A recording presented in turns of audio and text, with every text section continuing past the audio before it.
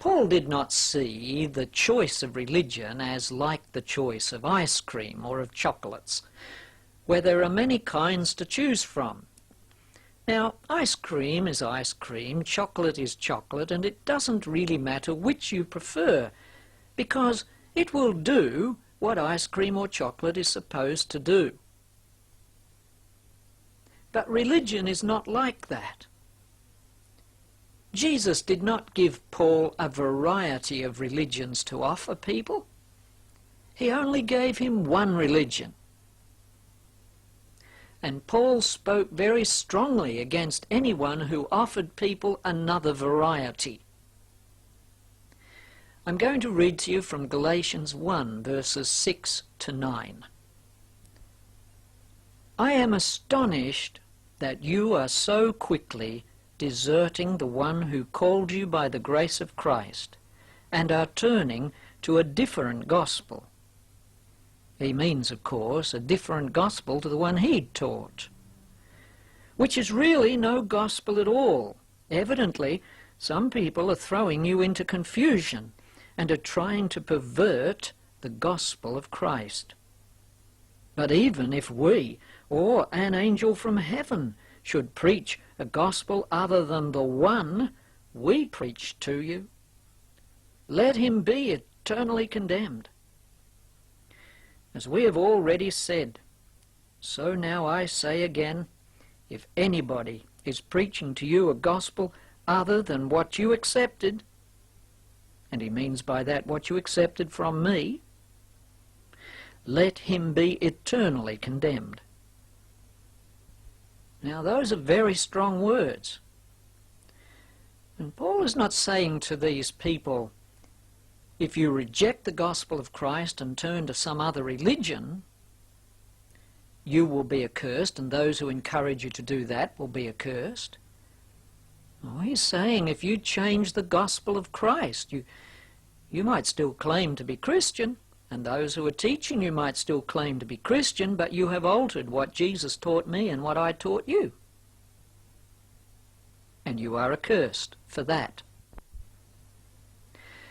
If you choose a religion other than the one Christ taught Paul, then you have mistaken the false for the true. Now, a false religion might have some things in common with the true religion. Just like mud might have something in common with chocolate. And a child might eat mud thinking it was chocolate. And he might even like the mud. But that doesn't make mud chocolate.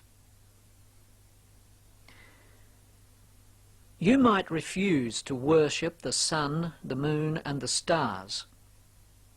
And instead you might worship Christ. But if you are worshipping him falsely, in some departure from what he teaches you, then you may as well worship the sun, moon, and the stars. Because you reject him by accepting doctrines other than he and his faithful teachers like Paul have delivered to you. That's a very sobering thought.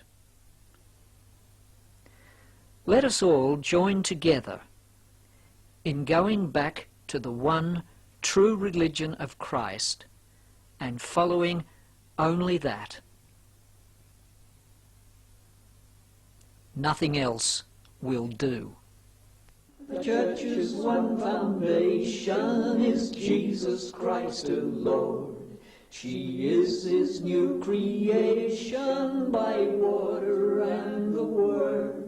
From heaven he came and sought her to be his holy bride. With his own blood he bought her, and for her life he died. Elect from every nation, yet one o'er all the earth. Her charter of salvation, one Lord, one faith, one birth. One holy name she blesses, partakes one holy food, and to one hope she presses with every grace endued. Though with with a scornful wonder we see her sore oppressed, her doctrine rent asunder by names and creeds distressed. Yet saints their watch are keeping, they cry, how long, how long? And soon the night of weeping shall be the morn of song. And soon the night of weeping shall be the morn of song.